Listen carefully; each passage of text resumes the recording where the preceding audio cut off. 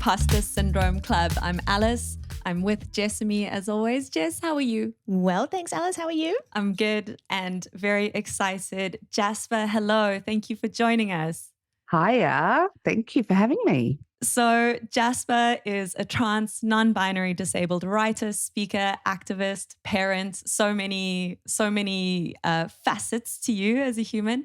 But before I introduce you, we're going to do what we always do, which is ask you to introduce yourself. I know, by way of reading your own bio, which is always a bit awkward. Yeah, right? Exactly. It's so awkward. I'm never on this side of things. I'm usually the one doing what you guys are doing. Okay. All right. I'm leaning in. Jasper Peach is a trans, non-binary disabled writer and editor. They are passionate about equitable access and inclusion, focused around the dismantling of misplaced shame via storytelling.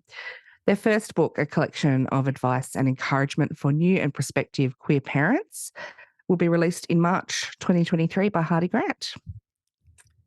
That's amazing. My little soundbite bio.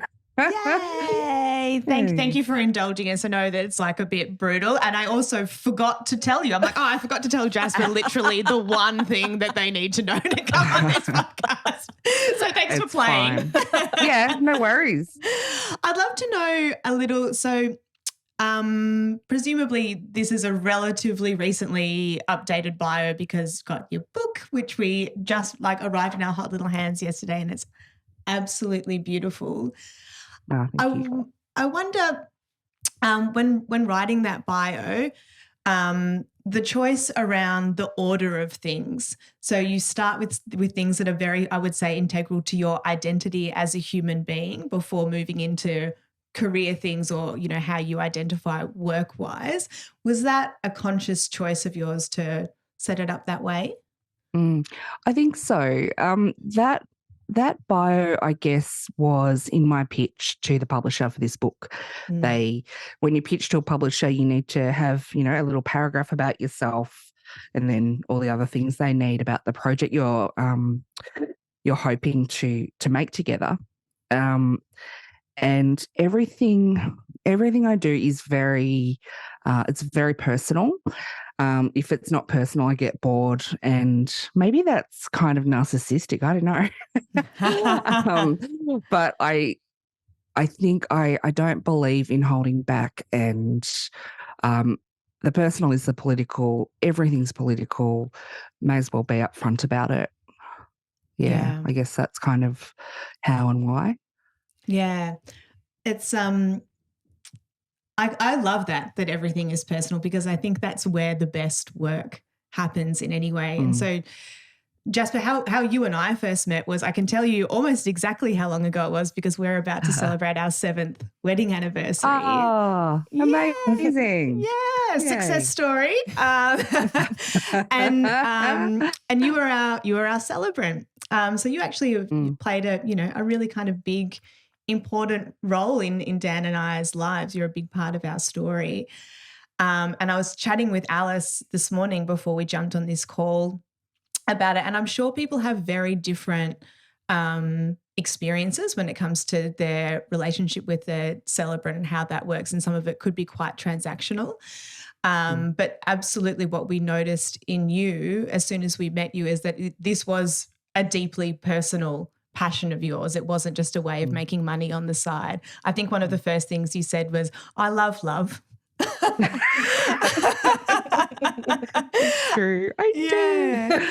Yeah. And it really, it comes through in everything you do. And is that, do you think, something that's gone through your previous career roles through broadcasting, writing, you work as a celebrant, and now you work as a writer and activist? Well, what? Oh gosh, that's a big philosophical question. Let's just get right into it. What is love? No warm up. What is it? What is it? Let's go. I'd like to kind of address what you were saying about how I work as a celebrant, because it's how I work in everything. All of the jobs that I have been about communicating and bridging a gap between confusion and understanding. And when people come to a wedding as a guest, there's usually a bit of, oh, what do we do? Where do we sit? When is there cheese? Where's the toilet? Is this going to be real fancy? Am I allowed to laugh? And I feel like if you set it up with the couple and you truly understand who they are, then that will flow onto everyone else. You can be really clear. You can create comfort, but also ritual that's quite transformative. It was never about the piece of paper that you lodged with the government for me. That was neither here nor there. And I kind of think it's kind of a crock that the government tracks how many people are in love with each other. Now that I've deregistered, I'm happy to say that. But to truly see people, you need to give them space to tell you who they are. You need to sit with them around the kitchen table where those intimate moments happen, where those big conversations happen, where people will confess their love to each other, and I saw it hundreds of times. I would either invite people into my home or join them in theirs, depending on what was easier for them. And people were always surprised by what came out of those discussions, always surprised. And I love that. I love that people could still surprise one another at that point. It really deepens the connection as they go into that step in life. I don't remember what your question was. Well, it doesn't matter. Oh God, this is the first of many times that's going to happen in the next hour or so. That's life, yeah. So I have a multi-pronged kind of question following this. So building off that idea of communication and bridging gaps and connecting people, and the role of a facilitator, which is, I think, an under-acknowledged role just generally socially, like the importance and the power of someone who can hold space and is intentionally designing space and designing conversations. So firstly, I guess the first part of the question is if you could speak to how you learned that or develop those skills or think about that. Is kind of the first part of that question. And then maybe after that, if we could flow onto a discussion of, you mentioned the word ritual and something that I was really struck by when I was reading through your book, and this is going to sound so obvious, but I just hadn't ever thought about it in these terms, is this kind of dual sense of what structure can and can't be, how it can be so damaging and also so supportive. And I think as someone who falls into the category of like very privileged cisgender, like the structures, I suppose I've been privileged enough to not bump up against the edge of them, right? So I've been afforded that luxury of not having to think that through. So yeah, if we could start with you speaking about facilitation and then maybe go on to ritual and when structure can be helpful. Yeah, I had a therapy session the other day where my counselor said the way that you coach people is da da da, and I know you would never call it that, and I really, that's really been sitting with me, that I'll often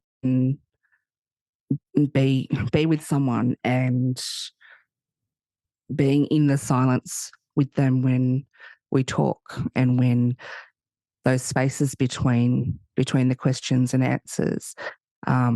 It's never an instruction. It's never prescriptive. It's always an invitation. I think I grew up feeling quite confused and feeling very instructed, and I didn't like that. I didn't like that feeling. So when I was out in the world on my own, many circumstances led me to kind of think about how I would transform that. I never wanted to be a bitter person. I've met a lot of bitter people, and I feel compassion, and also I'd like that to not be my story. So it just, I don't know, it just sort of flows through to everything. It's the way you talk to a child. It's the way you interact with your dog. It's the way you do the dishes. It's a very consistent frame of mind and philosophy and way of being that it's humility. I don't know anything. I can only, and it's weird. Like on the book it says it's advice, and I hate giving advice. It's more, here are some stories. Take from them what you will. And when I apply that in life, which is just what seems to happen, there is an endless response from all directions of, oh, wow, that really showed me something I didn't know before. And that's quite humbling. It's beautiful when you're just inviting and offering and the response is so positive and transformative. I don't know if that sounds really waffly, but yeah, it's so personal. It would be hard to give a concrete example because it all feels so tender. And I'll give you an example. So during the pandemic, I started walking around the block every day, and as I was walking around the block, I would pause and write down my thoughts and just chuck them on Instagram and Facebook. And that became a ritual for me. It was the space I had to get out of my domestic kind of life of wiping butts and noses and dispensing yogurt and then bouncing babies on my lap and reading the same stories 800 times. And these thoughts would just come up, and I thought, oh, there's something that's really interesting to me. I'm just going to write it down so it doesn't disappear. And they became quite connecting for people. I knew that people were reading these things every day, and they would send me these long personal messages in response. And one in particular, I wrote about my body when it was nearly summertime, and I was walking around the block and I live in quite a bushy area in central Victoria and Judge Warren country, and I had my big black puffy coat on, and it was too warm for that, but I didn't want my body to be on display because I didn't like the way people would treat me. Because they saw me as a woman, and I'm not a woman, and that's a whole other thing. But just writing that very personal, honest, simple story, man, my inbox was on fire. It was that, and there's just something so powerful in vulnerability, sharing stories, and allowing us to just see the things that we didn't necessarily notice before. Yeah.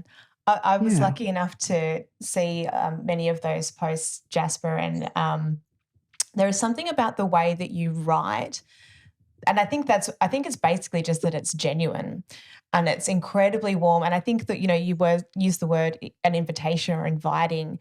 I think particularly around things like gender identity, like how we view our own bodies, there's a lot of fear in engaging with conversations around that stuff, that we will fuck it up, that we will accidentally hurt someone, that will get it wrong.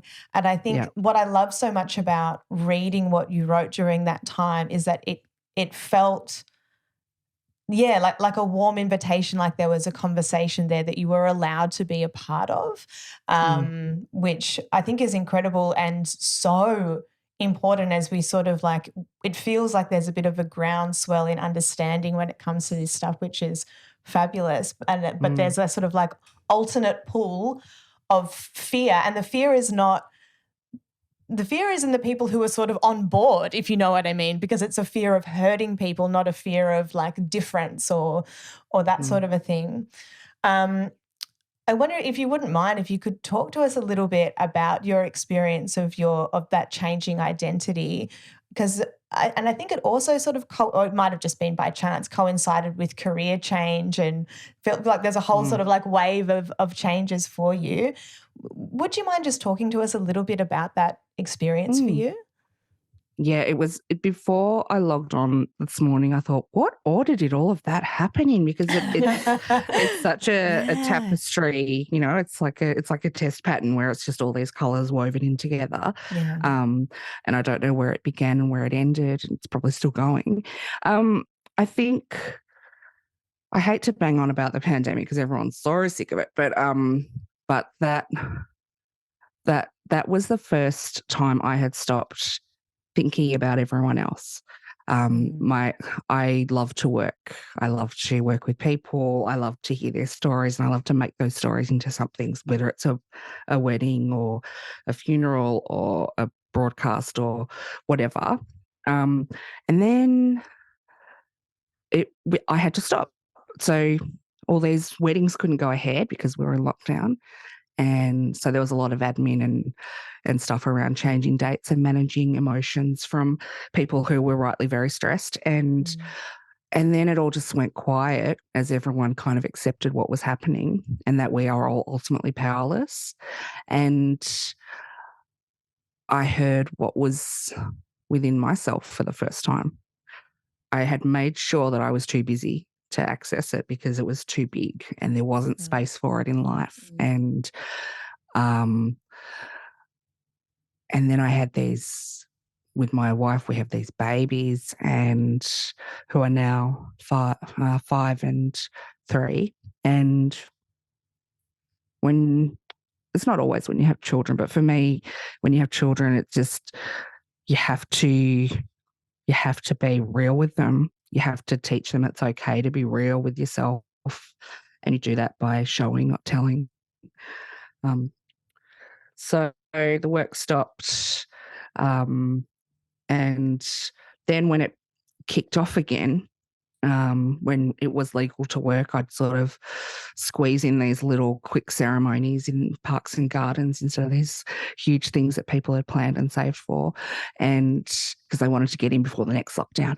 And they were gorgeous ceremonies, but I was having a panic attack on the way to the wedding because I thought, oh God, I'm going to catch COVID, and I've got lots of health things where it's very bad news if I get COVID. Very bad, potentially. We don't know, but probably. And so I was just like, oh shit. And it never occurred to me to stop. Never, not in a million years. And then a friend who worked in the health department in another state called me and said, what are you doing, love? Why are you doing work that you are in your mind and in your body, is dangerous for you, and that's why you're not coping? What? And I just went, oh, I don't know. Why am I? And that was the whole thing. I got into celebrancy when I became disabled, because before that I was a sign language interpreter. I was an Auslan interpreter. I got injured.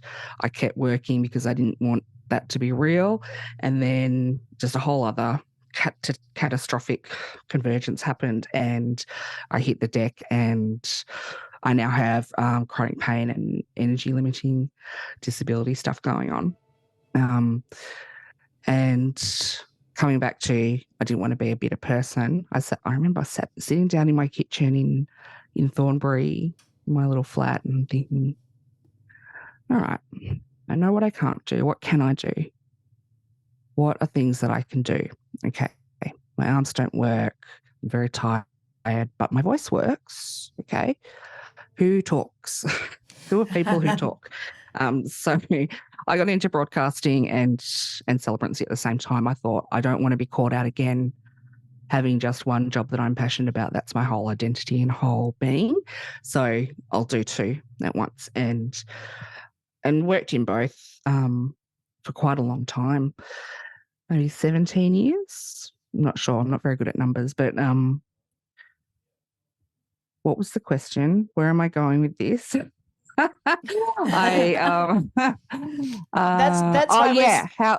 did the, okay, yep, I'm on track. So so my friend called me and said, what are you doing? And I talked about it with my partner, and she was like, oh, but what will you do if you're not doing that? And I said, I don't know. And then the next day after, so we had a big chat about it. I made the call, yep, I'm going to slowly start withdrawing from this career path.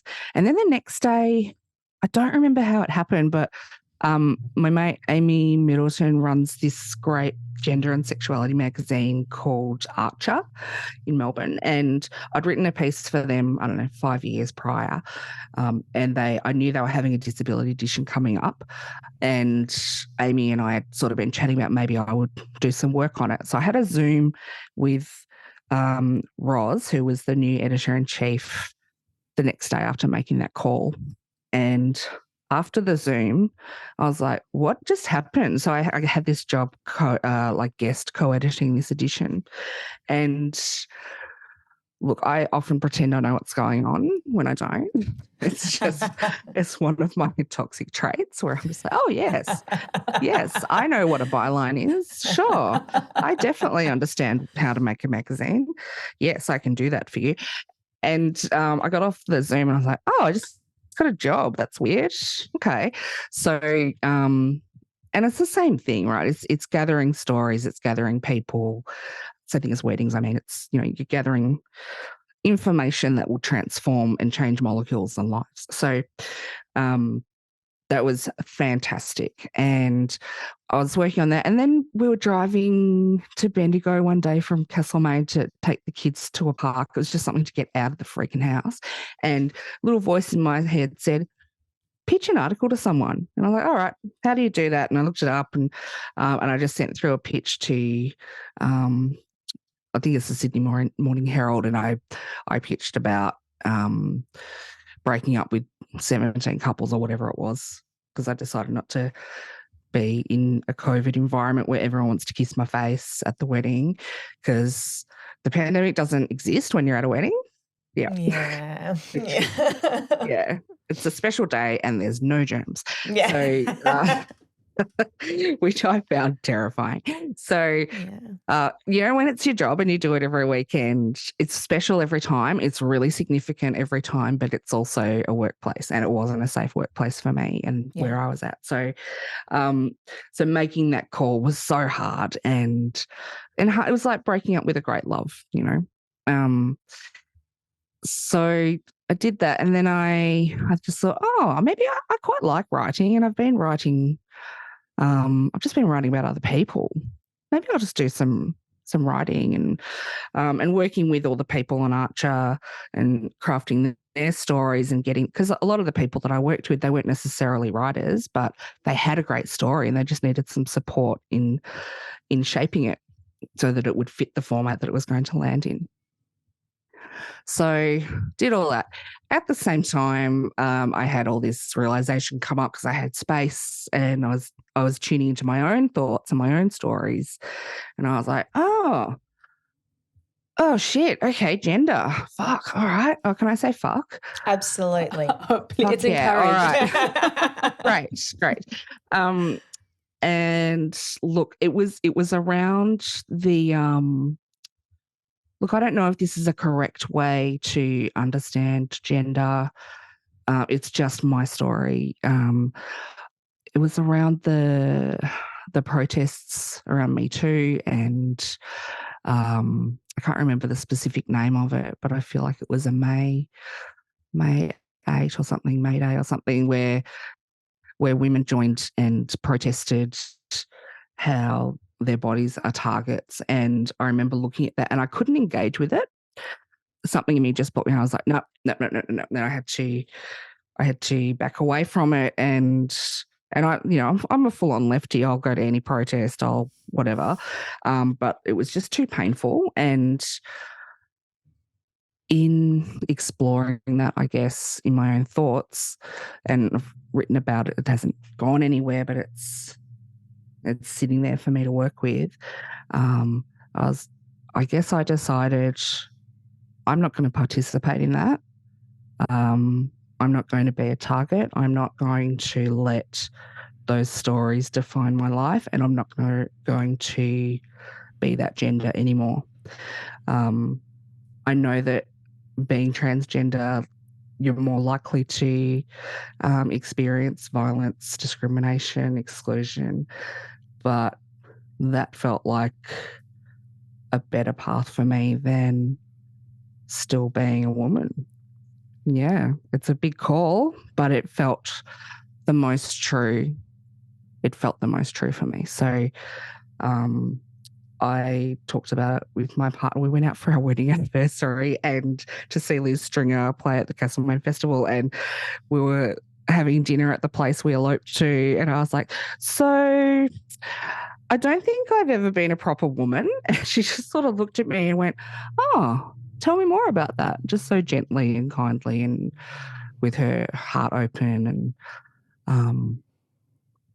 And we talked about it and talked about it and talked about it. And the more we talked about it, the clearer it felt to me, and seeing that mirrored back to me with, yes, I see you and I love you and you are the person I've always loved. I just know more about you now. That made it really, and it was great to do it in private. Like, I wasn't out seeing people. I was just in my own little family unit with the people who love me the most and know me the best. And I had time to really think about it and sink into it. I don't know if I ever would have changed my gender if we hadn't had lockdowns, if we hadn't had a pandemic. I think I would have kept myself so busy, and you know, that busy mark of honor is such a bullshit thing that is so seductive, because it means you don't have to deal with the things that hurt the most. Yeah, Absolutely. I think that answers your question. Yeah. Thank you so much. No, that's perfect. I think it's so there's this sort of very kind of problematic and incorrect notion that people have around like gender and gender change, that either it's something that happens to you at some point in time, like something that you go, oh, this has just happened to me, or the alternative is like right up the other end, but it's something you've always known but you were hiding. But from my limited experience in talking to other people, it's much more nuanced and you know, grey area than that maybe, you know, it's not like, oh, I knew this and I've been holding it back. It's just something that, when you have a moment of quiet to actually reflect, that these things start to bubble to the surface a little more. And to think that another way is possible. Yes, we're bombarded from the moment we can perceive the world. Oh, what did you have? A boy or a girl? You know, it's so, it's in everything. And like, we gave our children all of the options, you know, in terms of toys and clothes, and they both loved everything until they interacted with other children. And then the gender that whoever decides they are, whether it's because of their genitals, which I think is really creepy, they've really gone hard with those particular kind of pathways. The genders that it says on their birth certificate, they are very much what you would assume a typical whatever would be. And I don't talk about the specifics of that, because I want them to have the choice of whether people know who they are or not. So they're too little for that. So I'm pretty vague about them. But oh gosh, they're just delicious little people. They're so gorgeous. They're so funny and fun and kind and exuberant, and do you have any advice? And I know that it's so complex, like anything about parenting and interhuman relations is always going to be really complex. But on that note, for people that are parents of small humans, how would you, are there any kind of things that you would encourage them to think around how they can talk to their kids who exist in a world that is still largely so obsessed with gender? Like, these children are moving around. I find it chilling that adults think it's okay to fixate on babies' genitals the way that they do. It's like incredibly odd. I'm like, this is so terrifying to me, and that's gross. So normal. Yeah, I'm like, why are you talking about that baby's penis and or vagina and or anything? Like, that's none of anyone else's. But anyway, so for parent, like you say, like, how would you what is some, again, not advice or things to think around bringing up humans in a world that is obsessed still largely with gender?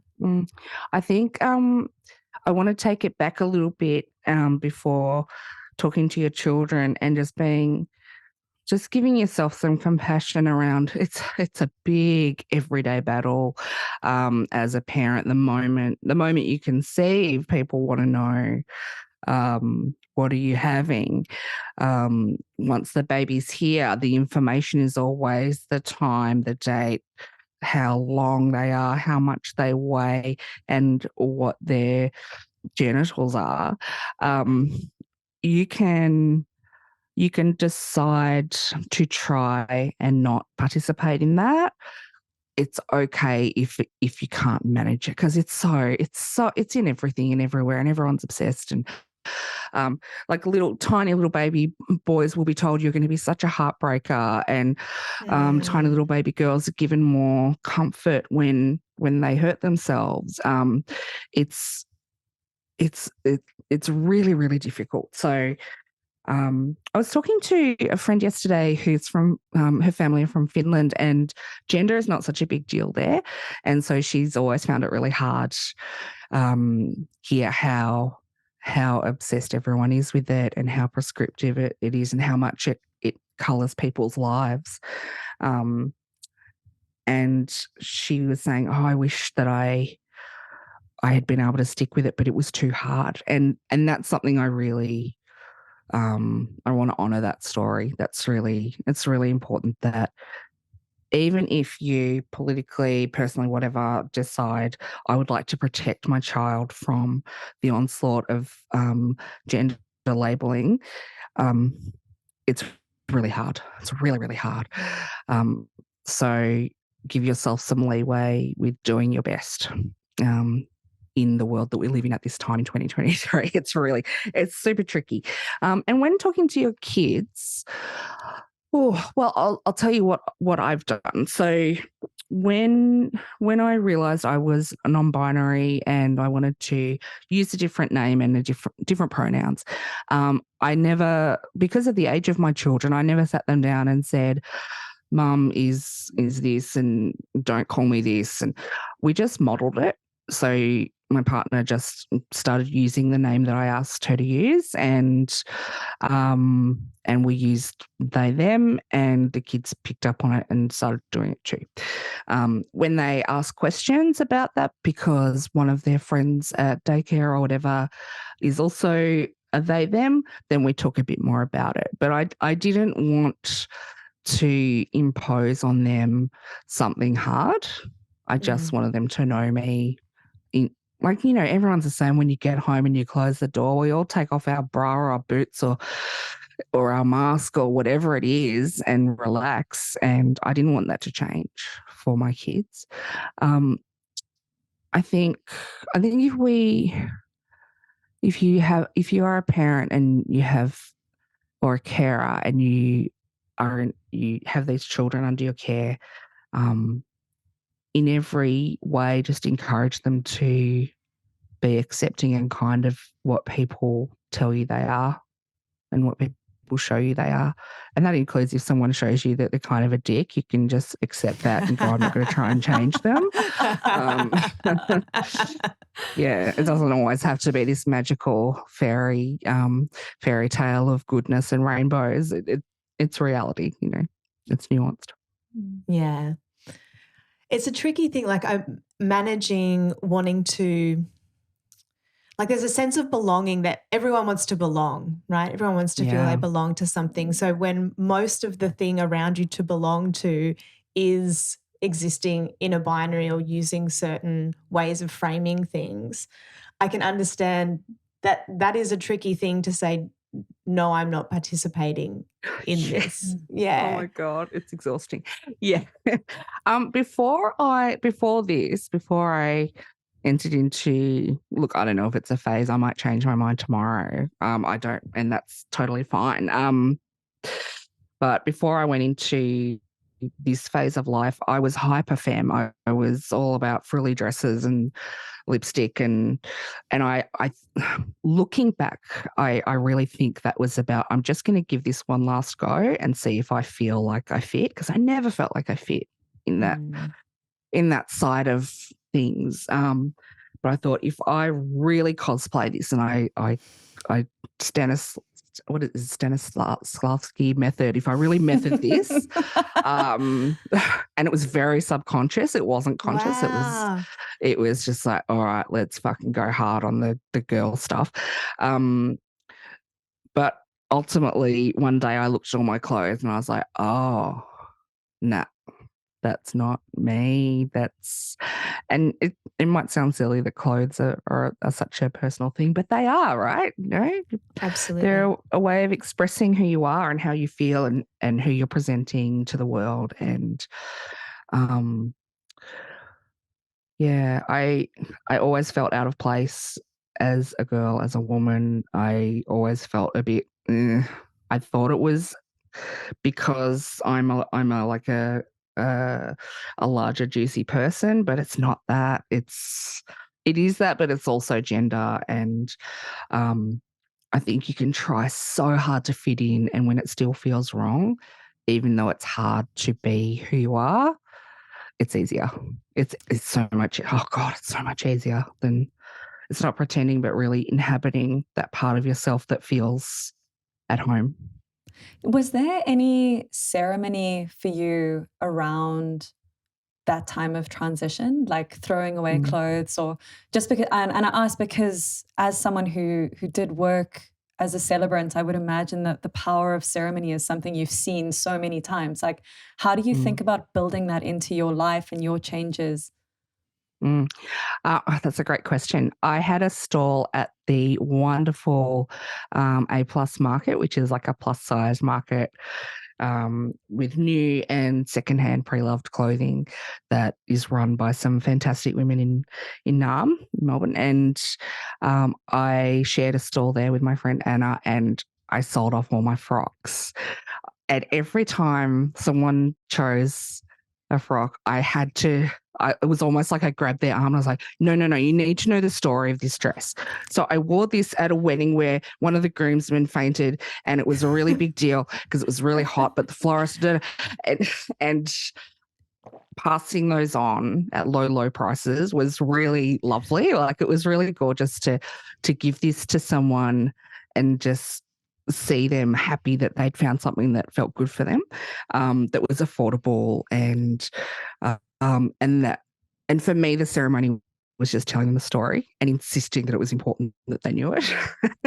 The ones that came home with me, I sent to a trans woman, and I sent some to a trans woman, and I gave a whole bunch to a transgender diverse clothing swap program that's going on in Castlemaine. And I had barely anything left once I did that. But God, it felt good. It felt great. It was wonderful. Yeah, it was nice to let them go. And also, I think when you're a fat person, it's hard to find clothes that you feel really gorgeous in, because, like, don't even get me started on buttons that do nothing and weird, like, waterfall frills that are like, we won't see your body if we put extra fabric here. Like, fuck off.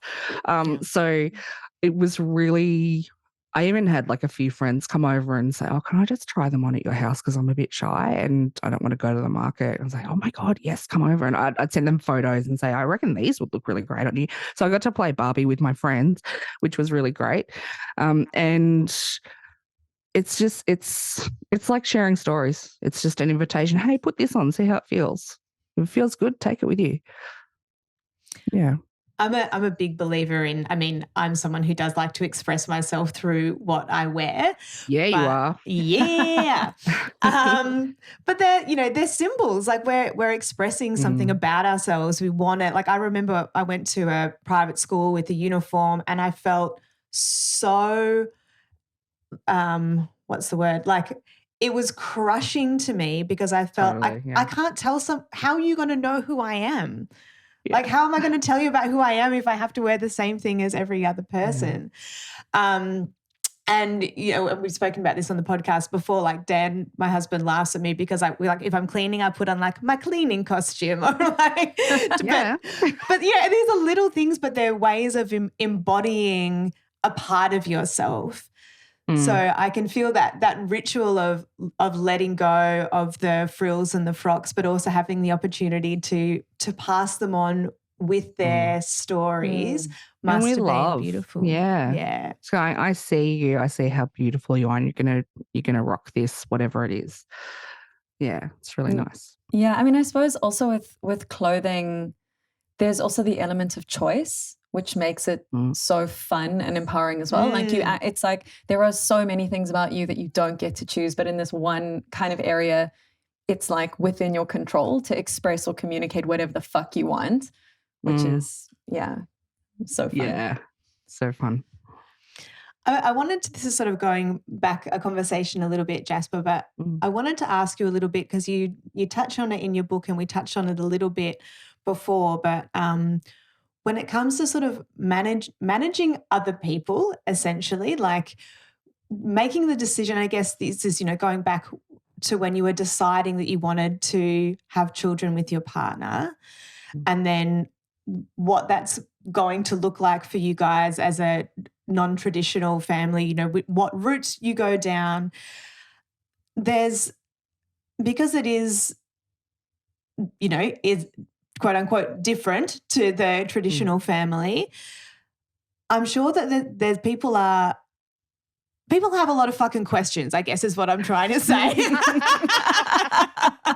People are curious, and I imagine some of it comes from just a place of like genuine curiosity, and others might be more insidious, I'm not sure. But how did you guys go with managing that sort of curiosity of other people, and is it something that you found, like, is it difficult or is it okay for people to ask questions? I'd just love to hear a bit more about your experience of that time. Yeah, it's a game changer. Oh my God. So I had a really beautiful friend that I knew for half her life called Narelle Gretch, and she was a donor-conceived IVF person. Due to the laws at the time of her conception, she had no access to the records of who her donor was. And that was very painful for her. She spent half of her life looking for her donor, and it was only because she had terminal cancer that the premier at the time, I don't remember his name, he was very tall and now he's got a vineyard, he granted her access to those records, and she was able to meet him and see that genetic part of herself in human form, and to meet half siblings, and that I had a lot of discussions with her, and I promised her that I would never deny my children the opportunity to know where they'd come from. And I saw how painful a path that was for her, not knowing that. And it's partly due to her activism that the laws have changed now, that donor-conceived children receive a letter on their 18th birthday letting them know the identity of their donor. So, and also how many living half siblings they have. So it was really important to me that we knew our donor, and I shared that with my partner, and she was totally cool with that. And I have no negative opinions about people who choose an anonymous donor. That's just my story, because I had that personal connection and have that personal connection with Rel. So that's part one of the puzzle, is we had to know someone who would be willing to not only give us their sperm, but also agree to not being a parent of that child. And that was a huge learning curve. So we had two donors. We had one that we ended our, I guess, agreement with, because when so my partner fell pregnant with this first donor through home insemination, which is the person with the sperm produces sperm, puts it in a just like a sample cup kind of thing that you do a wee in at the doctor, and then they would leave it on our doorstep, and we would then insert that sperm using a specific kind of syringe. And so we had a pregnancy that unfortunately didn't take.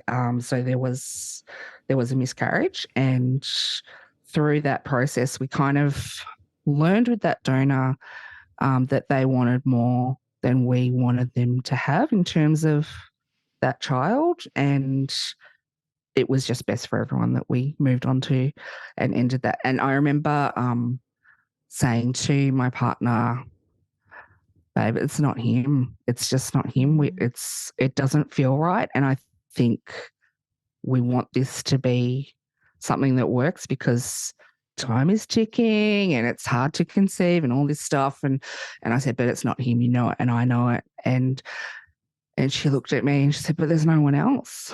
There's no one else. And so I wrote a blog post, and remember blogs, and and I just said, man, this is very emotional and difficult, and I wish I knew someone who and it wasn't asking for a donor, it was just sort of reflecting on what was happening at the time. I wish there was someone that we could ask for this. And then 2 people came forward and volunteered. And we ended up just picking the one who was geographically closer because, you know, getting together once a month to try insemination can be tricky with everyone's schedules. And, you know, being the rock and party people we were. And then home inseminations didn't. We tried, oh my God, the dodgy motels we were in. It was so gross. And we tried all that. And then my partner said, we've got to try IVF.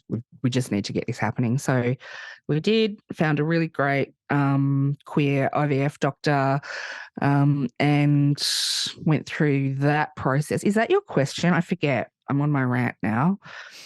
Should I just keep going? Yeah, keep going. Okay. Couldn't be more interested, please. Okay. Yeah. if I'm going off into some, just go, yo. This whole podcast is just a series of tangents. So please don't worry. Yeah.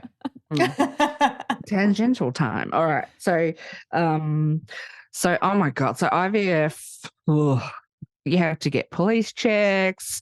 Everyone has to have blood tests. I was like, I'm not genetically linked to this child. Why do I need a blood test? I'm just curious. I don't know. You just have to. We'd rock up and they'd say, oh, you weigh too much. Go on diet shakes for a month and then come back. And we'd be like, what? What do you mean? So we were talking to another friend who had successfully conceived, and I don't like to use the word successful because it's such a tender thing, and it's like falling in love. It's up to chance whether it works or not. It's really, really, and I never want to perpetuate the notion of winning or losing or whatever, or success. It's just luck, it's sheer luck. And so our friend gave us the name of her IVF doctor. We got into her, and they never lost our paperwork. Like the larger system, it was $100 more to see someone privately, on top of the, you know, many, many dollars that it cost. And we conceived, or Tracy conceived, first time. Wow. And which was incredibly lucky. And that's not a story that a lot of people have. So I feel a little bit bad about sharing that, but also I also want to share that because it can happen. And it was first time both babies. Oh, wow. First time both babies. Yeah. It's full on. So in terms of sharing info, that's the stuff I'm happy to share. Who the donor is, I'm not happy to share. And we had to tell him that we're not happy for him to share that after we rocked up to the toy library and someone we had never met said, oh, I know your kid's dad. Oh, and God. we were like, wow. what? our kid doesn't have a Wow. dad. Who are you? And so we had to have I had a very, it was a hard conversation to have. Like, you've given us our family and now we're telling you to, but you don't know till there's these other people in the picture, you know, these children that are trusting you to protect them from all these unknown things that you don't know till they happen, like the toy library person. And then you're just like, whoa, my protective, I'm fluffing up like a chicken right now because I'm just like, that's not your information. So just clarifying those things as they come up, as soon as they come up, if you didn't have the foresight, which we didn't, and then practicing our response. So if anyone ever says to us down the street, oh, we know the kid's dad, we just say, oh, that's interesting. The kids don't have a dad. They've got two mums. And even though I'm trans and I'm not a woman, I'm a mum because I've always been their mum. So I'm not going to ask them to call me a different, parental name.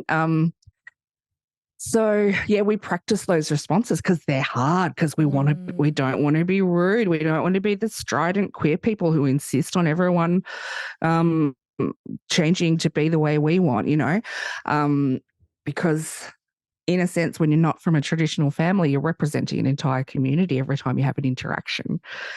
So it's a lot, it's a lot. But I think we just come from it. And every family's different. Every family decides for themselves or doesn't decide and just rolls with whatever happens.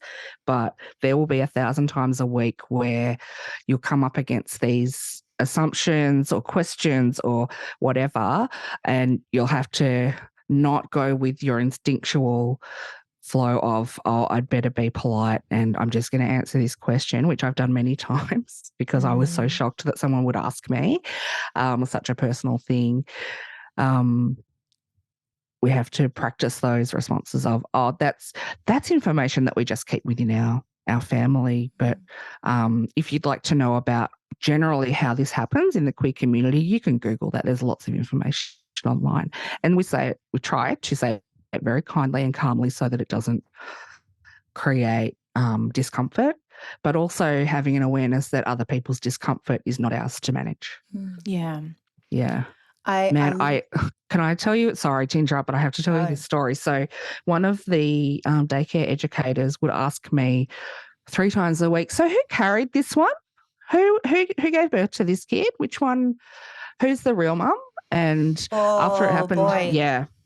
And after it happened a few times, and I didn't give birth to either of our children. And it really hurt to hear that question over and over again. Like, why did she need to know that? We are both that child's parent, and there is no one that can love that child like both of us do. So I ended up, I couldn't talk to her directly about it because I was so upset. So I ended up emailing the centre and saying, look, could you please ask this educator to stop asking me this question?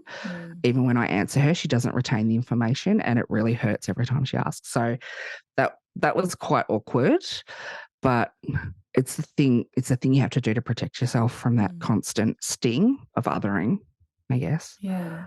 Yeah. And when you speak about that, it really strikes me the kind of asymmetry of entitlement that people often feel to intimate details, where someone who's a complete stranger feels entitled to ask about the ins and outs of an IVF process or a fertilization or a carrying process, where that same person wouldn't necessarily go to like a cis couple and say, so where exactly was he on top or were you on top when he ejaculated? How much semen was there? Did he also come on your throat and tits as well? Or was it just in your like how you That's would never. What it feels like.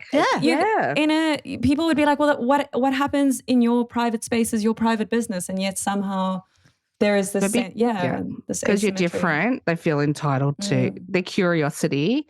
Entitles them to that personal information.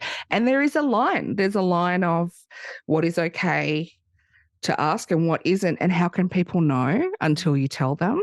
But I also think there's, like, you need to ask yourself, if you're curious, is it something that you could Google? Then Google it. Please don't ask me. If you genuinely want to get to know me, I will tell you when I'm ready, But I mean, like, I was at a wedding, I was working, and the photographer came up to me and said, "Oh, I've got a friend who's gay and had kids. So who had your kids?" I was just like, no, that doesn't mean you can ask me that. I've been pre-approved to ask this Here question. are my credentials, my ally credentials. Yeah, it's really tricky because people are friendly and curious, and they think everyone who's gay is super camp and fun and all about too much information, but that's not. There's these children that we are protecting from the wider world, and protecting from othering. But the flip side of that is my kids know that whenever they see a rainbow sticker, that's a place they belong and that they are welcome to. So I don't know. It's a mixed bag, really. Yeah. To kind of build on that point, I'm having a look at the cover of your book over here. You'll be a wonderful parent, and the subtitle being Advice and Encouragement for Rainbow Families of All Kinds, which is just such a beautiful and inclusive and warm title. And what I was really struck by was how usually in this kind of field of what would, I guess, fall into self-help, or that kind of genre, I suppose. Lifestyle. Lifestyle, yeah. Is typically what that title would be is how to be a good parent. And yours is very specifically not how to be a good parent. It's you're already working on that. Like, you've taken that as like a given. And if you could speak about and you say in the book as well, like, you're not here to give advice other than, naps? Take lots of naps before the baby comes. Oh my God. That's hard advice. That's like, you're very clear on that. But other than that, it's very non-hierarchical. Can you speak a bit about how you see advice and sharing and that your role in that conversation? I'm not sure if I can answer that question, but I think I'll come to it through another door. So this book, it doesn't matter who wrote it. I mean, I wrote it, but it matters that it's here. So many people needed this book. We needed this inclusion. We needed this representation. We needed to know that there was a space for us in parenting and families and loving our children and bringing them up. And every now and then you'd find a paragraph or a quarter of a page in a parenting book that was for us. But I don't know how many times I went looking in a bookshop or the library and came up with nothing. I just wanted there to be something, because in the queer community, we share resources. We share those leftover sample cups and syringes after we've conceived. We share the stories of how you do a home insemination. We share, like, in great detail. It's most of the people I know haven't got that from the doctor. They got that from another family. We share that information, and now there's this bright, friendly book that we can press into the palms of the people who are going to need it and need that feeling of, hey, we've got you. You're part of this crew now. You're part of this village, and you can do this. You're already doing it. You're amazing. When you need help, we're here. Yeah, no one knows what they're doing. You just do your best. Thank you for creating it. Thank you for putting it out in the world, because it's absolutely beautiful. And when it arrived at my door yesterday, and I opened it, and I thought, there's never been a better embodiment of a human being than this book is of Jasper Peach. It's just got your warmth and shininess all throughout it, and it's so beautiful. And after today, I'm going to gift it on to two of my friends who are currently trying to conceive via surrogate, and I know that it's going to make a huge impact on their lives as they sort of move into this very unknown territory. So thank you for making that a thing that I can gift to someone, and I know it's going to make a difference. That's great. That's great. Well, good luck to them. Good luck to them. I just want to add as well, I only have the lived experience that I have. So the LGBTIQI plus community, it's an alphabet soup, right? There's so many letters and so many people, and I couldn't really describe things that I hadn't experienced myself. So I made sure to the best of my ability, and God, I hope I covered everyone. I talk to a lot of people I talk to asexual people, I talk to aromantic people, I talk to people who had conceived via surrogacy, I talked to a trans male birthing parent. I made sure that those stories were in there as well. And yeah, I mean, it's a beginning. I'm sure that in a couple of years there will need to be another edition because there will be more people who need to be included in this story. But maybe someone else will write that. I don't know. Whoever does it, that's great. That's great. I mean, if my publisher's listening, I would like to work on that. Just saying. Don't take my project away. Well, I guess it goes back to your being a beautiful facilitator and holder of space, that it's an invitation. It's not a guidebook. It's not a prescriptive list. It's just an invitation. Yeah. I also want to thank Ailsa Wilde, who wrote the first book in this series called You'll Be a Wonderful Dad. This book came about because I did a sensitivity read of that manuscript for her. And we had a really beautiful conversation where I was able to tell her, I love this book. This book is beautiful, but there is nothing here for me. You are a cisgendered person and you are in a heterosexual relationship, and that is wonderful. I don't relate to your story.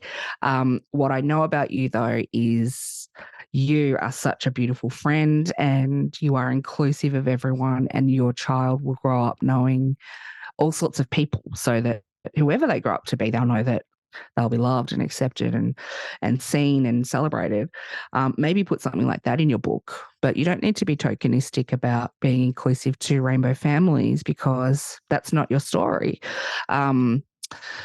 Maybe there should be a queer version of this. And I said it as a throwaway comment, and I thought I was being cheeky, and I was kind of like, lol. And then she talked to her publisher and they rang me and said, hey, do you want to do this? I was like, yeah, sure. Because the story, right, is that getting into publishing and being an author is really hard, and it takes years, and you just can't fall into it. But I just fell into it, man, it's just, it's one of those things where I love people, I love stories.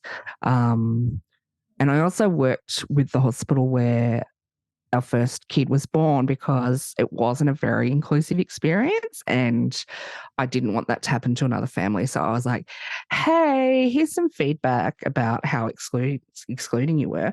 And they were fantastic and were really interested in that. And then they actually employed me for a year to educate their birthing staff about how to be more inclusive to queer families. So all of that information was just sitting in the front of my head. So I just sort of spat it out onto a piece of paper, about, 4,000 or 5,000 words, sent it to the publisher, and they're like, great, let's make a deal. And when they rang me to make a deal, I did this weird unhinged laughter for about 40 minutes because I was just like, what? What do you mean? What are you talking about? Is this some kind of crank call? And but I just sort of faff around and do my weird little stories and weird jobs that come up, and stuff like this happens. So yay. Oh, well, thank you for putting this into the world. And I can't wait. Just knowing, as Jessamy said, it's such a warm, loving document. Also, just to note as well, the illustrations are so beautiful and so tender and inclusive and welcoming and warm. It's a very beautiful object, and it's, I think, going to move a lot of people, make a lot of lives better. That's the illustrations by Quince Francis, another one of my celebrant clients and dear friends. Yeah, Quince is a non-binary artist, birthing parent, and just one of the most wonderful people. And they really put their heart into this project. It really comes across, I think, how much love there is there. I can't imagine all of the seeds that you've sown over all of those years of being a celebrant, that you have all of these lovely, I know, plantations all over the Yeah. country. Yeah, how beautiful. Yeah, it's pretty great. Yeah. Well, we're probably just at about time to wrap up. I've got about 10,000 more questions, but I feel like any of them will need at least a 40-minute discussion following. So I think we'll just wrap up by saying thank you so much for your warmth and generosity, Jasper. And maybe if there's one piece of advice either for someone, a new parent or someone considering parenthood, if you had like one piece of advice, what might that be? Oh, I hate giving advice, Jessamy. I was going to say advice. One invitation. Okay, I know. Yeah, it's just a word that you put on, isn't it? If you say that different word, I'm like, oh yeah, sure. Yeah. Oh, look, I think if you've already gone through the process of identifying who you are and living in that way, you're a pretty courageous human, and there's not much that you are incapable of. Is that the right way to phrase that sentence? Yeah. Perfect. You are capable of anything. Yep. Yeah. Love it. Yeah. Thank you so much, Jasper. And where can people find you and your beautiful book and any other amazing things that you're doing? I live inside the internet at Jasper Peach Says on Instagram and Twitter. And the book will be out the 8th of March through Hardy Grant, but you can pre-order through, I've what do you call it? I've tagged a link. I've pinned a link on my social media accounts and where you can pre-order it, and then it will just arrive in your letterbox and you don't have to think about it. Amazing. Yay. We'll also pop that in the show notes and in our newsletter as well. Great. Thank you. Have a beautiful rest of the Saturday with your family, and Thank you. sending big hugs, big socially distanced, non-germy hugs. So lovely to speak with you both. Thank you very much for the invitation. Thanks so much. Bye. Bye-bye. Bye. Thank you for listening to the Imposter Syndrome Club. Please follow us wherever you find your podcasts. And if you're feeling extra kind, rate and review. Or if you got any insights or value from this, share with a friend. You can also find us on Instagram at ImposterPod or online at impostersyndromeclub.com.